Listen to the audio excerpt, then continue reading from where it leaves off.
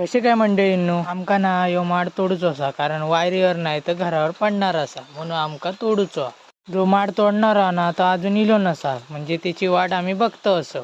Finally वाट बघल्याच्या नंतर जो माडावर चढणार असा तो इलो असा. इल्या माडावर चढून पण झालो. आमची प्लॅनिंग अशी केलेली असा, तर असं कापायचं आणि ह्या साईडला ओढून जायचं, म्हणजे त्या साईडला पडाक नको म्हणून. फायनली आम्ही माड ओढूक घेतलं असं. जोर लगा की हैशा ता म्हणून आम्ही माड ओढूक घेतलं. पडलो फायनली माड पडलो. तुमचा मिशन सक्सेसफुल झालाच असा. माड वडल्याच्या नंतर जरा पावसानं घोटाळच केल्या. पाऊस जाऊ का म्हणून जरा आम्ही येऊन बसलो कोपटात. अर्धा काम झाल्यानंतर आम्ही पिऊ केलं कोरी चाय. पिऊन झाल्यानंतर माड घेतले आणि कटिंग करू. फायनली सगळं काम करून ह्यो माड तर तोडून झालोच. म्हणजे दुसरं माड तोडूचो असा, म्हणजे दुसरा मिशन असा. आणि तो कल्पेशकाच्या घराकडचं पाठचो माड तोडूचो असा. इकडे इल्या पावसानं परत घोटाळत लावल्या.